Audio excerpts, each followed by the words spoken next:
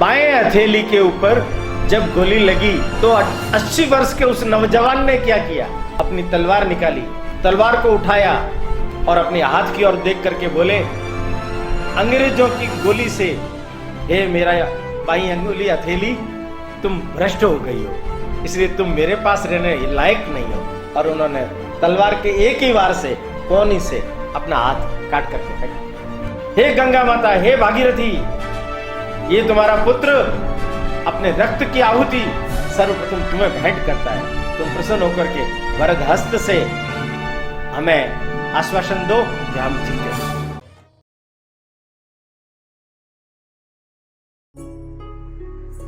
भारतीय स्वतंत्रता के 75वें वर्ष पर प्रारंभ हुए अमृत महोत्सव पर समुत्कर्ष समिति द्वारा आयोजित व्याख्यान श्रृंखला यह गाथा है बलिदानों की में हमें आज माननीय ओम प्रकाश जी भाई साहब का मार्गदर्शन प्राप्त होने वाला है। आदरणीय ओम जी भाई साहब हम सभी के सुपरिचित हैं। पूर्व में समुत्कर्ष समिति द्वारा आहूत विभिन्न व्याख्यानमालाओं में और अन्य अवसरों पर हम सभी को आपका सांस्कृतिक परक जीवन मूल्य संवर्धक पाठ्य प्राप्त होता रहा है। मैं आज के इस पुनीत अवसर पर मान्यवर भाई साहब से निवेदन करूंगी कि वे हमें प्रबोधन प्रदान करावें। जननी जगन मात की प्रखर मातृ भक्ति की सुप्त भावना जगाने हम चले, सुप्त भावना जगाने हम चले। जननी जगन मात की प्रखर मातृ भक्ति की सुप्त भावना जगाने हम चले, सुप्त भावना जगाने हम चले।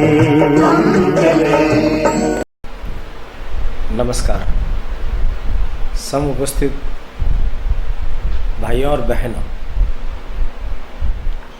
समुत्कर्ष समिति के द्वारा आयोजित इस व्याख्यान श्रृंखला का ये चौथा भाग है।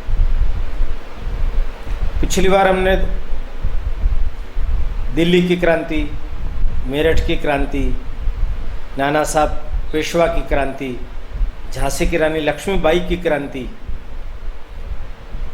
इन सब लोगों ने भारत माता को गुलामी की बेड़ियों से मुक्त कराने के लिए किस प्रकार से संगठना का निर्माण करके संपूर्ण अपने क्षेत्र को जागृत करते हुए अपने वहाँ स्वराज्य और स्वतंत्रता इसका उद्घोष किया। अंग्रेज भयग्रस्त हो गए। अंग्रेजों के जो बड़े बड़े अधिकारी थे उनमें खलबली मच गई, क्योंकि ये दावानल है, ये फैलता ही जा रहा है। जंगल में जब कभी भी आग लगती है तो जंगल की आग की भांति ये जो क्रांति की आग है संपूर्ण देश भर के अंदर फैलती ही जा रही है। आज हम अयोध्या के क्षेत्र में किस प्रकार से क्रांति हुई, बिहार के क्षेत्र में किस प्रकार से क्रांति हुई और राजस्थान के क्षेत्र में किस प्रकार से क्रांति हुई, इसके बारे में थोड़ा सा जानकारी प्राप्त करेंगे। अयोध्या भगवान श्री रामचंद्र जी की नगरी। ये जो अयोध्या प्रांत है, इस प्रांत का हेडक्वार्टर ये लखनऊ है और लखनऊ के वाजिद अली को गिरफ्तार करके कलकत्ता भेज दिया गया था। उनकी बेगम जीनत महल और उनका शहजादा वो वहाँ कैद है। लखनऊ में जॉर्ज हेनरी लॉरेंस, ये जो हेनरी लॉरेंस है ये अंग्रेजों का बहुत बड़ा नाम है।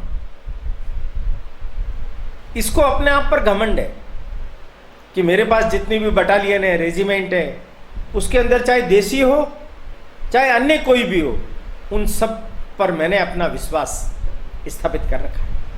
वे सब विश्वसनीय है, राज्यनिष्ठ है, कभी भी वो लोग क्रांति नहीं कर सकते। कानपुर का जब समाचार उसके कान में आया तो ये घबरा गया। इसको लगा कानपुर में जब क्रांति हो सकती है तो कभी भी लखनऊ में हो सकती है। सुरक्षा के बतौर उसने भी एक नए स्थान पर, पहाड़ी की चोटी पर, अपने एक नई गढ़ी उसका निर्माण कर लिया। उसमें बारूद, अस्त्र शस्त्र, खजाना ये सब रख दिया। अपने विश्वस्त लोगों की सैन्य टुकड़ी उसकी सुरक्षा में रख दी। स्वयं प्रतिदिन वहां जाकर के उसकी निगरानी करने लगा। पर उसको क्या मालूम था कि उसके भाग्य में किस तरीके की हार बधी हुई है। उसने अपना टेरर पैदा करने के लिए 500 लोगों की एक टुकड़ी लेकर के और लखनऊ के पास के गांव में धमा चौकड़ी मचाने के लिए वो पहुंचा। पर कुछ बटालियनों में अंदर के अंदर क्रांति संगठनों ने जो अपना काम कर दिया था, उसके कारण से सैनिकों ने, उसके कारण से गांव के लोगों ने विद्रोह कर दिया। एक साथ गुप्त संगठन छापामार युद्ध पद्धति से उनके ऊपर आक्रमण करने लगे। वो जिन लोगों को लेकर के आया, उनके भरोसे पर खड़ा था, वो लोग लगभग 500 थे और पहला ही झटका उसको लगा। लॉरेंस को भागना पड़ा, अपनी जान बचानी पड़ी। केवल 50 लोग बच पाए। एक बड़ी महत्वपूर्ण चीज जो आज के लिए भी बड़ी प्रासंगिक है। आज तो देश के लिए बड़ा गर्व करने लायक बात हो गई कि अयोध्या के अंदर राम मंदिर का निर्माण शुरू हो गया। हम सब जानते हैं बाबर का आक्रमण हुआ, 1527 में खानवा का युद्ध हुआ। एक बार बाबर बुरी तरह से महाराणा सांगा से हारा और दूसरी बार धोखे में डाल करके महाराणा सांगा को हरा दिया। किंतु उसका जो सेनापति था मीर बाकी, उसने भगवान श्री राम के मंदिर को अयोध्या में ध्वस्त करके और वहां बाबरी मस्जिद का निर्माण किया। उसके लिए भयंकर लड़ाइयां लड़ी गई। 3 लाख से भी ज्यादा लोगों का बलिदान हुआ। देवयोग से आज से लगभग 30 वर्ष पूर्व देश भर के राम भक्त अयोध्या पहुंचे और उन्होंने उस बाबरी मस्जिद को ढहा दिया। कोर्ट का निर्णय आ गया। रामलला की जमीन थी, वो रामलला को सुपुर्द कर दी गई। आज वहां भव्य राम मंदिर का निर्माण होने जा रहा है। किंतु अब देखिए, आज से 200 साल पहले, 250 साल पहले, ये जो 1857 की क्रांति हुई, उस समय में फैजाबाद और अयोध्या के मुसलमान एकत्रित होकर के यह प्रस्ताव ले रहे हैं, हम स्वतंत्र भारत के नागरिक अंग्रेजों को इस देश से भगा करके सबसे पहला जो काम करेंगे, वो काम करेंगे राम लला की जमीन को उनको सुपुर्द करके वहां भव्य राम मंदिर का निर्माण किया जाएगा। देखिए आप, ये जो मैं बात बोल रहा हूं, ये मैं इसलिए बोल रहा हूं कि ये बात हम सब लोगों को भी समझने की है। ये विष बीज अंग्रेजों ने बोए थे कि हिंदू अलग है, मुसलमान अलग है। किंतु उस विष बीजों का असर उस समय के लगभग 50-55 साल बाद तक हिंदू और मुसलमानों के बीच में अंग्रेज विभेद पैदा नहीं कर पाए। ये तो बाद में जैसे कांग्रेस की स्थापना की, ऐसे मुसलमानों के लिए मुस्लिम लीग की स्थापना की और उनके अंदर विश्वमन करते करते कांग्रेस के लोगों में, महात्मा गांधी में इस प्रकार का भाव भर दिया गया कि इनकी रक्षा आप करो। वो मुस्लिम तुष्टीकरण के रास्ते पर चले गए और उसमें से पाकिस्तान की मांग और पाकिस्तान और बांग्लादेश का निर्माण, इस परिणति में जाकर के मुसलमानों की स्थिति बन गई। किंतु आज भी आप देखेंगे तो मुसलमानों के जो पूर्वज हैं वो हिंदू ही, ये कोई बाहर से नहीं आए हुए लोग। इनके अंदर कट्टरता पैदा की जा रही है। अभी मैं आपके सामने कुछ ऐसे मुसलमानों का उदाहरण सामने रखूंगा जिन्होंने भारत माता की गुलामी की बेड़ियों को काटने के लिए अपने जीवन को किस भांति उत्सर्ग कर दिया। फैजाबाद, मौलवी अहमद शाह, कितना बड़ा नाम, बहुत ही अद्भुत व्यक्ति, लेखनी का धनी, अच्छा वक्ता, अच्छा क्रांतिकारी। उसने जगह जगह पर अयोध्या के उस पूरे क्षेत्र में अनेक जिलों में, तहसीलों में, खंडों में जाकर के लोगों को जागृत किया। लखनऊ का उनका जो भाषण था, उस भाषण को सुनकर के लोगों ने उसी समय में जाकर के अंग्रेजों का बारूद खाना नष्ट कर दिया। उनकी आवाज के अंदर दम था, लोगों के अंदर शोला भड़का देने की, देशभक्ति का भाव जागृत करने की तमन्ना उनकी बड़ी तीव्र थी। और उसका परिणाम था, अंग्रेजों ने उस जमाने में अहमद शाह के ऊपर 50,000 रुपए का इनाम रखा था। दुर्दैव देखिए, ये भारतवर्ष है, हमारे अपने ही कुछ लोग, जगन्नाथ नाम का आदमी, उन्होंने धोखा करके मौलवी अहमद शाह को अपने घर पर बुलाया और उनकी गर्दन काट करके अंग्रेजों को दे दिया। पैसों के लालच में हिंदू बिक गए।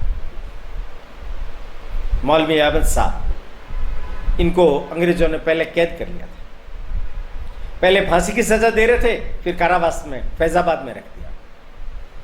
फैजाबाद की बटालियन का सूबेदार दिलीप सिंह, इसने अपने संगठन के साथ में जाकर के विद्रोह किया, पूरे अयोध्या को, फैजाबाद को, बहराइच को, सीतापुर को आजाद किया, स्वतंत्र किया। ये हेनरी लॉरेंस अपनी सेना लेकर के वहां पहुंचा, इसने वहां पर उस सारे विद्रोह को दबाने की चेष्टा की, पर यह सफल नहीं। अनेक लोगों ने मिलकर के सबसे पहले दिलीप सिंह ने जाकर के जेल के ताले तोड़ करके मौलवी साहब को रिहा किया। मौलवी साहब की जब बेड़ियां टूट गई तो मौलवी साहब ने भारत माता की जय का नारा दिया और कहा, अंग्रेजों, फिरंगियों, आपकी ईंट से ईंट हम बचा देंगे, पूरे अयोध्या क्षेत्र को हम स्वतंत्र करा करके ही दम लेंगे। और वास्तव में पूरे अयोध्या के क्षेत्र को, लखनऊ समेत, इन क्रांतिकारियों ने खुला स्वतंत्र करवा लिया। एक विशेष बात और जो ध्यान रखने की, समझने की, हम हिंदू लोग हैं, हमारे जीवन में संस्कार दिए गए, अच्छे श्रेष्ठतम संस्कार दिए गए। इसलिए मैंने पिछली बार भी बोला था, विलियम मूर कहता है, भारतवर्ष के क्रांतिकारियों ने किसी एक महिला के साथ में बलात्कार नहीं की। यह हमारा सद्गुण। यहां मैं आपको सावरकर जी की इस बात को याद दिलाना चाहता हूं। सावरकर जी ने एक बड़ी अच्छी बात बोली। सावरकर जी ने कहा कि सद्गुण है, यह हमारी संपदा है, किंतु सद्गुण जब विधर्मी लोग जो हमारी बात को, हमारे तेज को, हमारे संस्कार को, हमारे धर्म को समझते नहीं है, उनके साथ में भी अगर हम वैसा ही व्यवहार करेंगे तो ये विकृति कहलाएगी, ये सद्गुण प्रवृत्ति नहीं कहलाएगी। भारतवर्ष के अंदर उस समय में जब पूरे अंग्रेजों को, फिरंगियों को मारो मारो मारो, सब तरफ यही नारा लग रहा था, उस समय में भी हमारे ग्रामीण क्षेत्र की जनता जो भाग करके अपनी जान बचा करके अंग्रेज जा रहे थे, उनको शरण दे रहे थे, उनको खाना खिला रहे थे, उनकी रक्षा कर रहे थे। ये भारतवर्ष का उज्जवल चरित्र, जिसको अंग्रेजों ने भी अनेकानेक बार उद्धृत किया है, ये महनीय है, इसको नमन करना चाहिए। अयोध्या का संपूर्ण क्षेत्र आजाद हो गया। बेगम जीनत महल और उनका शहजादा, उसने शासन संभाल लिया। सब तरफ अपने क्रांतिकारियों के सूत्र स्थापित हो गए और अयोध्या स्वतंत्र हो गया। बिहार की राजधानी पटना, वहां भी संप्रदाय का बहुत बड़ा गढ़ था। हम सब लोग जानते हैं, सिखों के दशम गुरु गुरु गोविंद सिंह जी, उनका जन्म पटना साहिब में, वहां गुरुद्वारा बना हुआ है। सिखों के रेजिमेंट ने रणजीत सिंह जी के बाद अंग्रेजों का बहुत बड़ा साथ दिया। वहां पर कमिश्नर टेलर ने वहाँ से, पंजाब से, जो यहाँ विद्रोह को रोक सके हम, तो सिख रेजिमेंट यहाँ अच्छा काम करेगी, तो उसने सिखों की रेजिमेंट को वहाँ बुलाया। बड़ी विचित्र बात है, सिखों की रेजिमेंट वहाँ आई। सिखों के मन में अपने गुरुजी के गुरुद्वारे में जाकर के दर्शन करने की इच्छा पैदा हुई। जब वो गुरुद्वारे के द्वार पर पहुंचे तो वहां के जो मुख्य ग्रंथी थे उन्होंने उनको अंदर घुसने नहीं दिया। जो फिरंगियों की चापलूसी कर रहे हैं वो देशभक्त नहीं हो सकते, वो गुरु गोविंद सिंह जी के सच्चे पुत्र नहीं हो सकते। इसलिए तुम लोगों को इस गुरुद्वारे को अपवित्र करने के लिए प्रवेश नहीं है। देखिए कैसी बड़ी विचित्र बात है। उनको मन महसूस करके वापस चला। गुरुद्वारे के अंदर सिख रेजिमेंट के लोगों को घुसने नहीं दिया गया, बल्कि जगह जगह पर पटना साहिब में जब उनका मार्च होता रहा तब लोगों ने उनको ताने मारे, अंग्रेजों की गुलामी करते हो, फिरंगियों की गुलामी करते हो, छोड़ दो, विद्रोह कर दो, क्रांतिकारियों के साथ मिल जाओ। ऐसा उन लोगों को ताना सुनने को मिला। पटना में मौलवियों ने बहुत जबरदस्त अंदर की अंदर क्रांति खड़ी कर दी। ये टेलर था, इस टेलर ने 3 बड़े प्रमुख मौलवियों को अपने घर रात को भोजन पर बुलाया और धोखे से उनको गिरफ्तार कर लिया। जब इस बात की जानकारी नीचे तक मिली तो पीर अली, देखिए बहुत बड़ा नाम है ये पुस्तक विक्रेता है, क्रांतिकारी, स्वतंत्रता की, इतिहास की अनेकों पुस्तकों को बेचते बेचते, पढ़ते पढ़ते स्वयं क्रांतिकारी हो गया और इसने उस आंदोलन को अपने हाथ में लिया। ये अपने 200 बंधुओं को साथ लेकर के जब उन 3 मौलवियों को गिरफ्तार करके रखा गया तो उनको छुड़ाने के लिए निकल पड़े। फिरंगी को मारो, फिरंगी को मारो कहते हुए जब ये इनकी मार्च जारी थे, उसी सिख रेजिमेंट को आगे किया गया।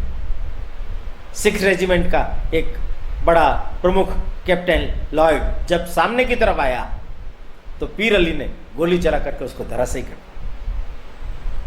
बाद में सिख रेजिमेंट के बहादुर लड़ाकों ने अपने ही भाइयों को ऊपर गोली चला करके, उस गोली से उनके रक्त को बहा करके, उस रक्त से अपना मुंह काला करके उनके ऊपर विजय तो प्राप्त कर ली, पर यह विजय उनके अंतःकरण को डसने वाली थी।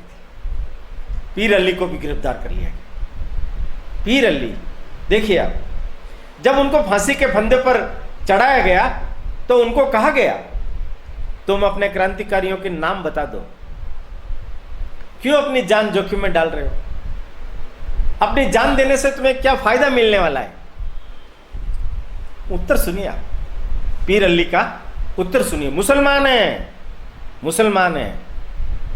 पीर अली क्या बोलता है, ये बात ठीक है, कभी कभी अपनी जान बचाने के लिए इस प्रकार की बात हम कर सकते हैं, पर इस समय में दूसरों के उपकार के लिए, मातृभूमि की रक्षा के लिए मैं तो अपने प्राणों का उत्सर्ग कर रहा हूं। मिस्टर टेलर, तुम मुझे फांसी दे सकते हो, मेरे जैसे अनेक अनेक क्रांतिकारियों को फांसी दे सकते हो, पर हमारा जो ध्येय है फिरंगी भारत छोड़ो, उसको तुम फांसी नहीं लगा सकते। मेरे रक्त में से हजारों हजार कार्यकर्ता खड़े होंगे और वो कार्यकर्ता तुम्हारे अंग्रेजी शासन का समूल उच्छेद कर देंगे। पीर अली को फांसी हुई और वास्तव में जैसा पीर अली ने कहा, पीर अली के खून के न्योछावर करने पर पटना में आग लग गई। पटना को आजाद कराने के लिए लोग जगह जगह से निकल पड़े। पटना नहीं, आसपास का सारा इलाका क्रांतिकारियों के कारण से जाग उठा। एक बड़ा जबरदस्त नाम आपने कभी सुना होगा, कुंवर सिंह, जगदीशपुर, सोन नदी के किनारे आरा, दानापुर, उसके पास में जगदीशपुर, एक छोटी सी रियासत। उस रियासत का राजा, युवा राजा, नौजवान राजा, उम्र कितनी? 80 वर्ष। 80 वर्ष। ये जो टेलर है, उन्होंने उनको पत्र लिखा कि राजा साहब आपका स्वास्थ्य ठीक नहीं रहता है, ऐसा मैंने सुना है। मेरी बड़ी प्रबल इच्छा है अंतिम समय में मैं आपका सानिध्य प्राप्त करूं। कृपा करके आप पटना पधारिए, मेरे साथ रहिए और मेरे को अनुग्रहित कीजिए। आशा है मेरा ये विश्वास आप नहीं तोड़ेंगे। सठे साठ्यम समाचरित कुंवर सिंह जी ने भी पत्र बड़ा जोरदार लिखा। यही आपने ठीक लिखा, मेरा स्वास्थ्य ठीक नहीं है, इसलिए मैं पटना आ नहीं सकूंगा। जब मेरा स्वास्थ्य ठीक हो जाएगा तो मैं जरूर आपके सानिध्य को प्राप्त करने के लिए पटना आपकी सेवा में हाजिर हो जाऊंगा। अस्वस्थ कुंवर सिंह को जो दवाई चाहिए थी उसका सुयोग बन गया।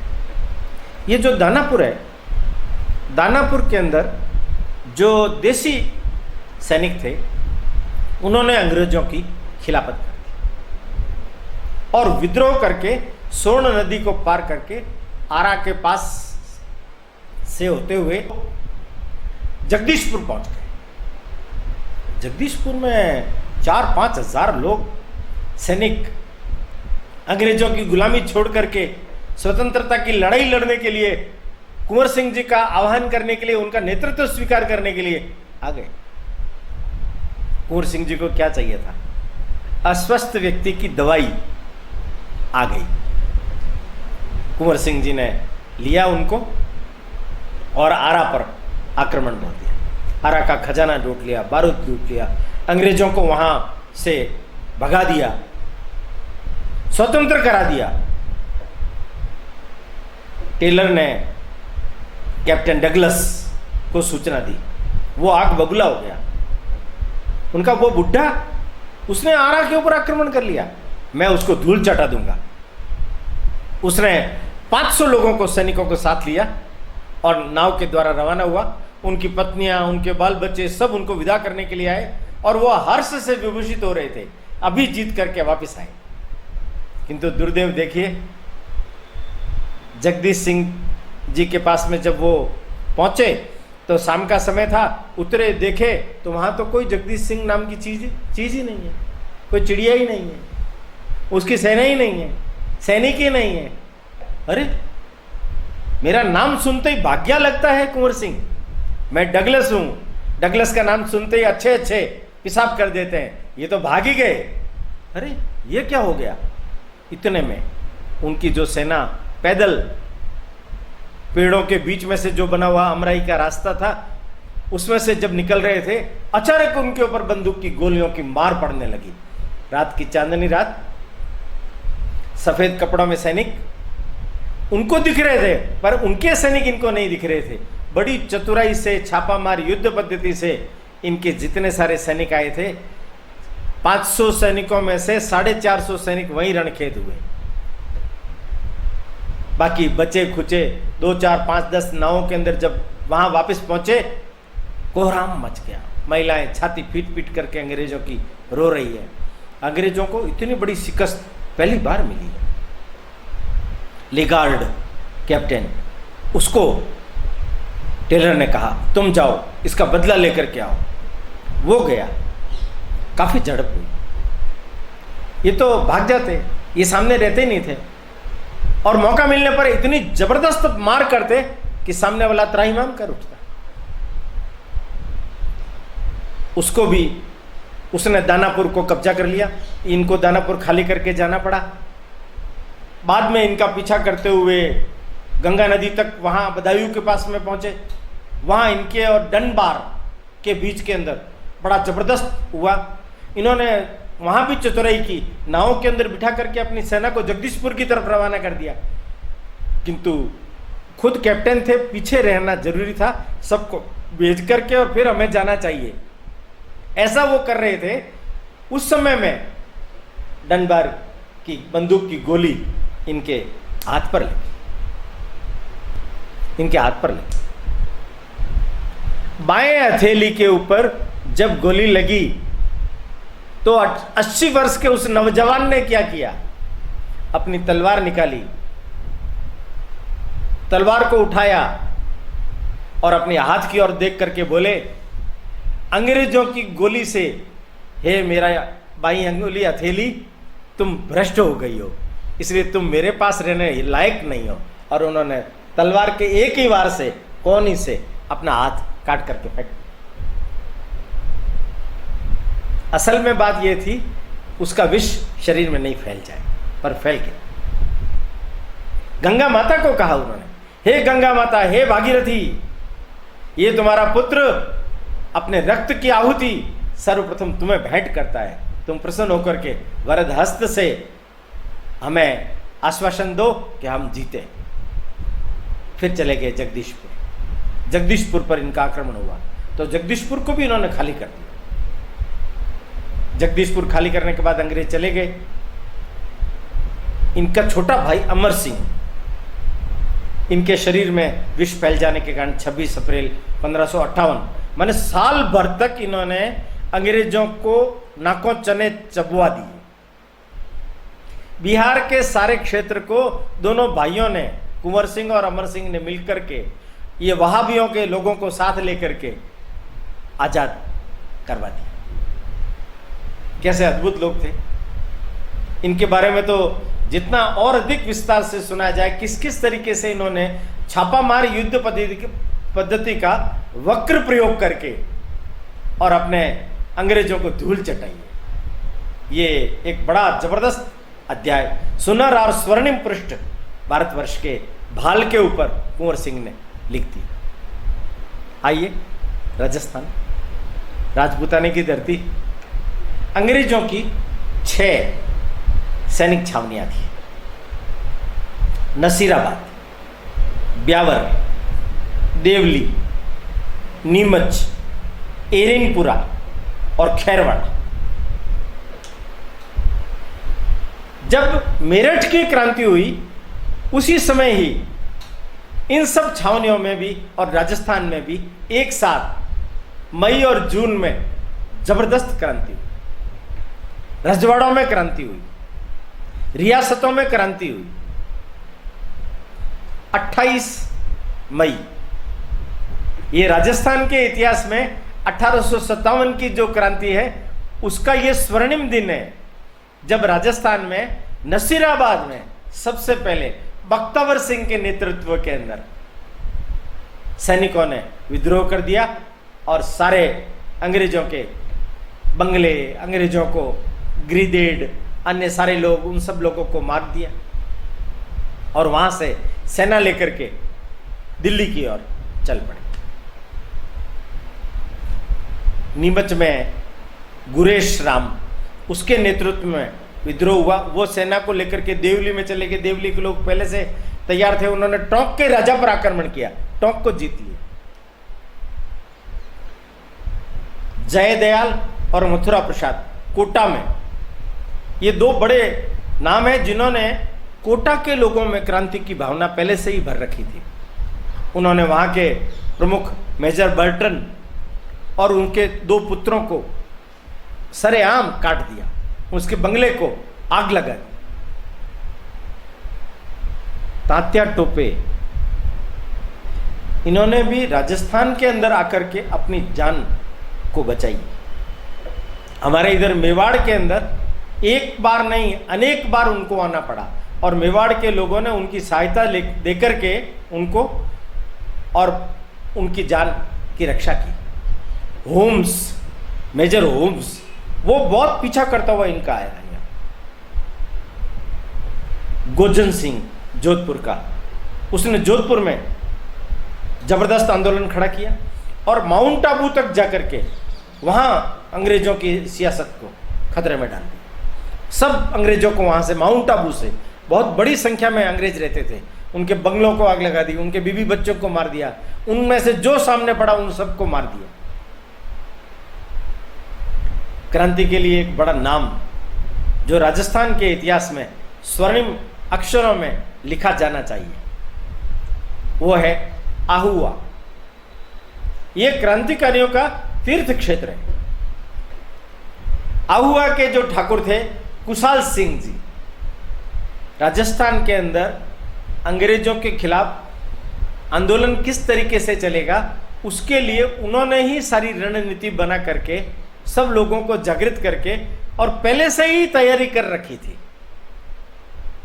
ध्यान रखिए, आजादी की लड़ाई का बिल्कुल भले ही मेरिट से बचा होगा, पर यहां उसके साल 6 महीने से ही पहले से ही सुगबुगाहट शुरू हो गई थी, पत्र व्यवहार शुरू हो गया था। ऐसे सूत्र हैं नाना साहब पेशवा के छोटे भाई राव साहब, ये कोठारिया में आकर के रहे, अंतिम समय भी उनका यहीं बीता है। रंगोजी बापू ने पांडुरंग बापू को भेजा, पांडुरंग बापू यहां आकर के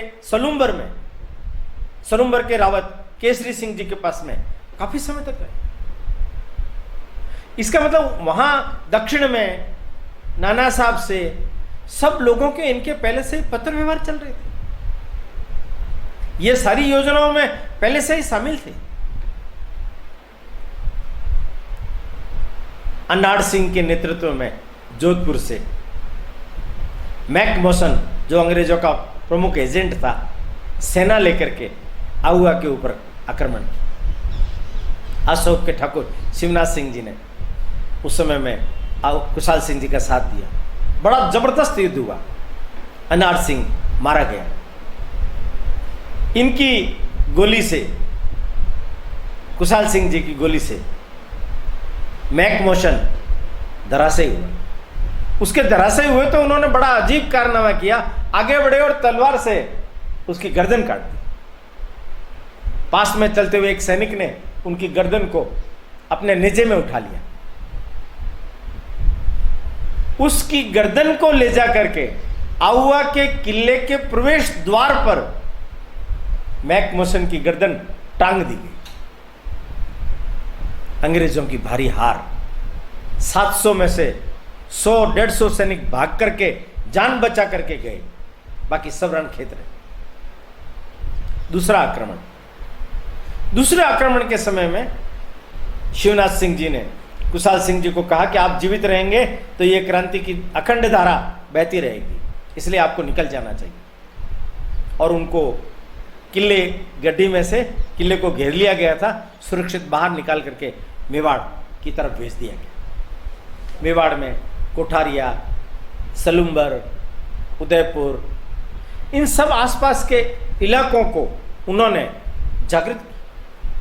तात्या टोपे के साथ में मिले, वो उनके साथ मिलकर के राजस्थान में भी क्रांति को किस तरीके से बल दिया जा सकता है उसका उन्होंने प्रयास किया। और इधर ही कुशाल सिंह जी का स्वर्गवास हुआ। राजस्थान की जो क्रांति है, ये केवल छावनियों की क्रांति नहीं है, ये केवल सैनिकों की क्रांति नहीं है।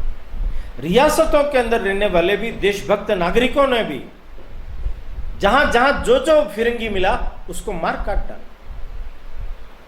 राजस्थान में भी अनेकानेक रियासतें स्वतंत्र हो।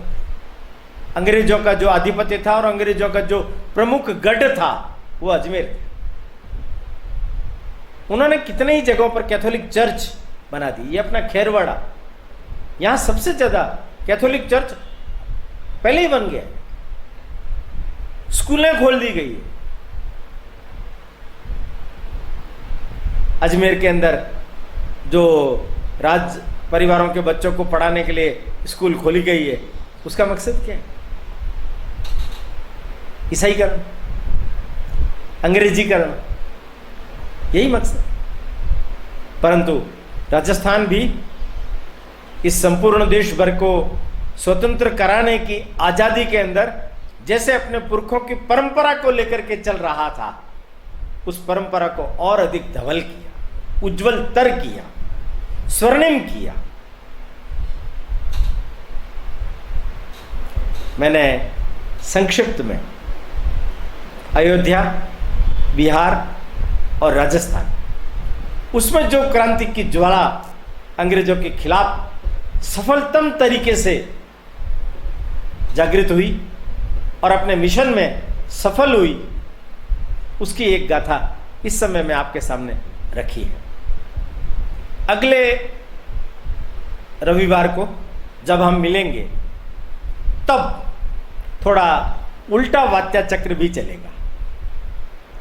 देश के अन्य भागों में जहाँ जहाँ क्रांति के नायकों ने क्रांति शुरू की उसके बारे में भी थोड़ी सी जानकारी दी जाएगी। और अंग्रेजों ने फिर इस सारी क्रांति को दबाने के लिए किस प्रकार का प्रयास किया। माने प्रारंभ के 6 महीने तक तो अंग्रेजों को होश ही नहीं आया, मार ही खाते रहे, देश भर में जान बचा करके फिरते रहे। किंतु 6 महीने के बाद उन्होंने अलग अलग जगहों पर जो उनकी अलग अलग रेजिमेंट सुरक्षित रखी हुई थी उसको लेकर के जगह जगह पर जो आंदोलन हुए उन आंदोलनों को दबाने के लिए जो प्रयास किया, उस समय में भी जो संघर्ष हुआ, उस संघर्ष की कहानी हम अगले रविवार को सुनेंगे। और हो सकता है उसके बाद इस 1857 की क्रांति के परिणाम कैसे रहे और उसके बाद इस आंदोलन के कारण से पूरे देश भर को स्वतंत्र कराने के लिए किस तरीके के आंदोलन और चालू हुए, उनके बारे में भी हम जानकारी प्राप्त कर सकेंगे। अगले रविवार को मिलते हैं, तब तक के लिए नमस्कार। आप सभी का समुत्कर्ष समिति के प्रति यही स्नेह और आत्मीय भाव बना रहे। धन्यवाद।